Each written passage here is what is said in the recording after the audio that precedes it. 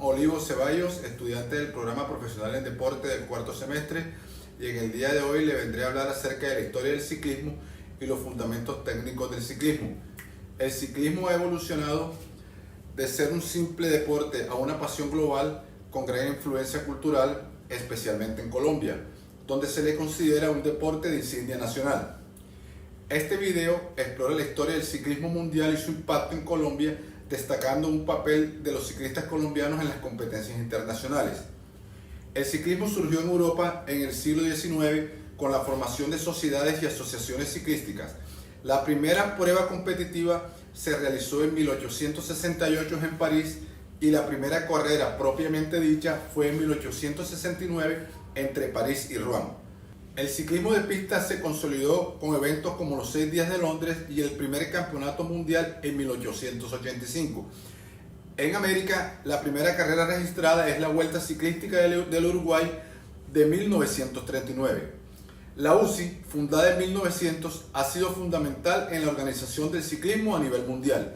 En 1965 se dividió en ramas amateur y profesional, fusionándose nuevamente en 1992. El ciclismo de ruta incluye diversas modalidades como pruebas en línea, contrarreloj y la criterium. En Colombia, el ciclismo ha unido comunidades, ha promovido un estilo de vida activo.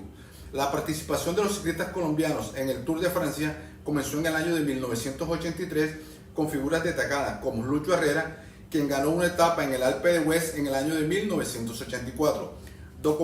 Documentales como Y llegamos a París muestra cómo el ciclismo se ha integrado en la identidad nacional colombiana. De aquí en adelante, el ciclismo colombiano ha tenido numerosos logros. En 1980, Alfonso Flores gana el Tour del Avenir. En el año 1987, Luis Herrera gana la Vuelta a España. En el 2003, María Luisa Calle gana la primera medalla de Colombia en ciclismo de ruta. En el 2003, Víctor Hugo Peña se convierte en el primer colombiano en vestir el maillot amarillo en el Tour de Francia, una de las carreras más importantes del mundo.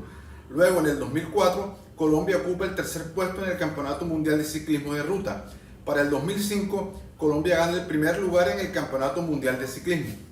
En el 2012, Rigoberto Urán gana la medalla de plata en los Juegos Olímpicos de Londres. Para el 2014, Nairo Quintana gana el Giro de Italia y en el 2016, Nairo Quintana nuevamente gana la Vuelta a España. Para el 2019, Egan Bernal gana el primer Tour de Francia para Colombia. Y en el 2021, Egan Bernal gana el Giro de Italia. El ciclismo colombiano sigue escribiendo su historia con grandes éxitos en competencias a nivel mundial, inspirando a millones de personas y consolidándose como una fuerza cultural y deportiva significativa. Después de hablar de la historia del ciclismo, otro aspecto fundamental que debemos tener en cuenta al momento de comprar una bicicleta son los siguientes.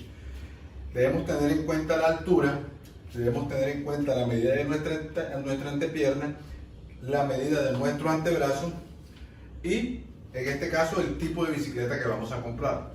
¿Cómo sabemos esto? Debemos tomar la medida desde la mitad del centro del eje hasta el final de la barra, hasta donde encaja el poste o tubo. La distancia que nos den pulgadas, esa distancia será la talla de nuestra bicicleta. Regularmente esas tallas vienen impresas en el marco y ahí podremos saber cuál es la medida exacta o la bicicleta idónea a la cual debemos comprar. Ahora, para saber la talla de mi bicicleta, procedo a medir con un libro la medida de mi entrepierna. Con la ayuda de un libro lo coloco entre mi entrepierna, me pego a la pared y acá en el punto donde me marque el libro, acá, procedo a medir la altura de mi entrepierna. Con la ayuda del metro lo hago y en la parte señalada puedo determinar que la medida de mi entrepierna son 90 centímetros. Estos 90 centímetros, en este caso, para mi bicicleta de montaña, la multiplico, el valor que obtuve entre mi entrepierna, debo multiplicarlo por 0.21 y el resultado en pulgadas será la altura, será la talla de mi bicicleta. Para la bicicleta de ruta se hace el mismo procedimiento, pero se multiplica por 0.65 y el resultado se da en centímetros. En la tabla que les mostraré a continuación podremos ver las tallas de la bicicleta y las diferentes referencias tanto para bicicleta de montaña como para bicicleta de ruta. Para este caso de mi bicicleta de montaña, ya sabiendo la medida de mi entrepierna, que es de 90 centímetros, procedo a dividirla por 0.21 dando una medida de 18.9, queriendo demostrar que mi bicicleta o que la talla de mi bicicleta encaja perfectamente en la tabla en un marco talla L. Siguiendo con esta parte del video, para las bicicletas de BMX, ¿cómo podremos saber cuál es la medida idónea que necesitamos? En mi caso, de 1.90, ya previamente los fabricantes tienen una tabla de medidas donde dan a conocer qué tipo de bicicleta puede ser la que necesita el deportista. Vuelvo y repito, en mi caso 1.90, mi bicicleta para BMX será una bicicleta 21.1. ¿Cómo obtenemos esa medida? ¿Cómo la sabemos?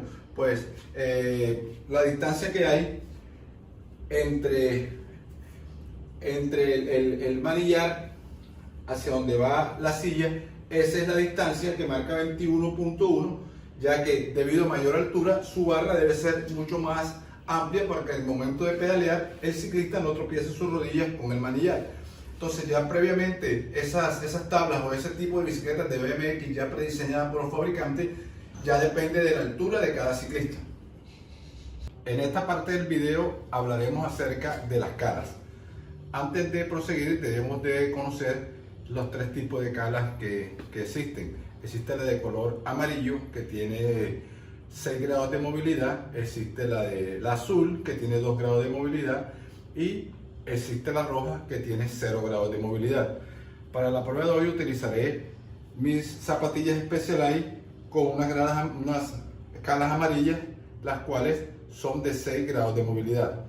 Para poder colocar las calas en la zapatilla, primeramente, ya previamente hecho, ya había marcado el inicio de mi primero y quinto metatarsiano.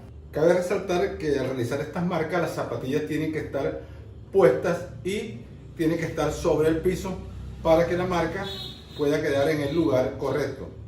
Ahora procederemos a mirar cómo escalar las calas. Luego de ya haber tenido marcada el primero y quinto metatarsiano, procederemos a buscar el centro, el eje central de la zapatilla. Con ayuda de una regla procederemos a marcar el eje central de la zapatilla.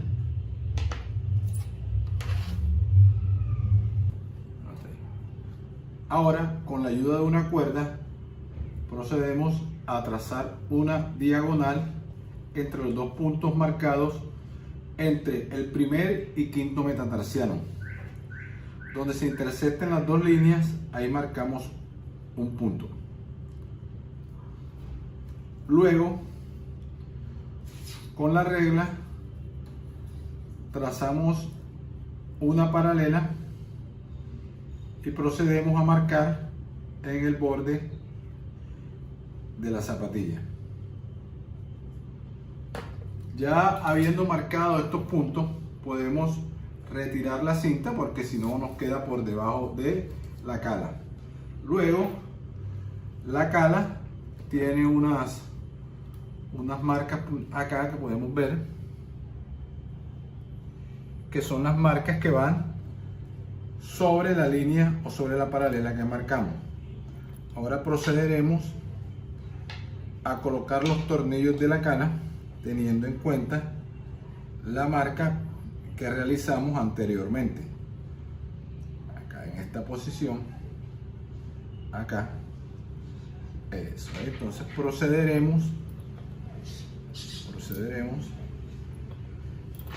a colocar el tornillo de la cala acá, por favor, apretando. Vamos a ir apretando de manera progresiva uno por uno de los tornillos que sujetan la cala. lo vamos haciendo de manera progresiva, uno a uno. No atezamos uno y después otro y otro, sino lo vamos haciendo de manera progresiva, sin teniendo en cuenta la posición de la cala sobre las marcas que realizamos. Debemos recordar que esto debemos hacerlo con los dos pies. Con ambos pies, tanto con el derecho como el izquierdo, debemos hacer esta operación. Esto igualmente lo hacemos con la zapatilla de bicicleta de montaña. Ahí podemos observar, quedó colocada la cala sobre los puntos marcados. De esa manera, pues, es como se colocan las calas en una bicicleta de ruta. En esta parte del video procederemos a medir la altura del sillín. Para poder hacerlo debemos marcar la altura de nuestra antepierna. Como en el video anterior o en el capítulo anterior medimos mi entrepierna y dimos que era 90 centímetros, ya la conocemos. Ese valor debemos multiplicarlo por 0.88, o sea, logrando el 88%, y así obtendremos el valor de nuestra altura del sillín. Mi entrepierna mide 90 centímetros, al multiplicarlo por 0.88 pude determinar que la altura de mi sillín era de 79.2. Procederemos a marcarlo desde el eje de la biela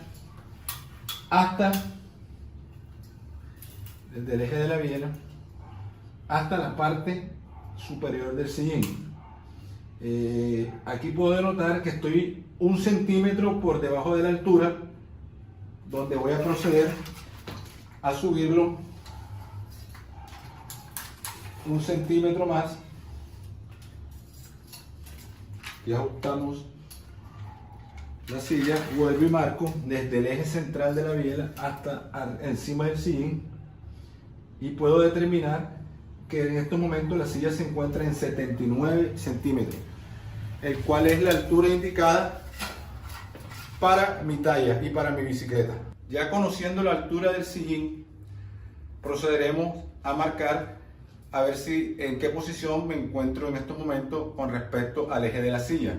Para poderlo hacerlo tengo la ayuda de esta cuerda con un peso en la punta, la cual me ayudará a poder marcar dicho retroceso o adelantamiento del sillín, para lo cual debo colocar las bielas de la bicicleta completamente verticales en esta posición. Luego, con la ayuda de la pesa y la cabulla, procedo a colocarla en la punta de mi rodilla. Lo que puedo determinar que debo adelantar el sillín porque la pesa cayó casi 5 centímetros por delante de la punta de la biela, lo que significa que debo hacer el retroceso, el adelantamiento del sillín, y al realizarlo debo volver a calcular la altura de la silla. Por último, para poder determinar la distancia del manubrio y de la potencia, debemos tener en cuenta que el ciclista debe formar un ángulo de 90 grados y formar una línea recta hacia el suelo y entre sus piernas para poder determinar la posición del ciclista sobre su manillar y sobre su potencia. Aquí podemos mirar que aquí la bicicleta no alcanza a formar un ángulo de 90 grados y por ende la posición del manubrio no es la idónea para la altura del ciclista. Lo que tenemos que proceder a calibrar la distancia de la potencia, buscando una potencia que sea idónea a las características morfológicas del ciclista.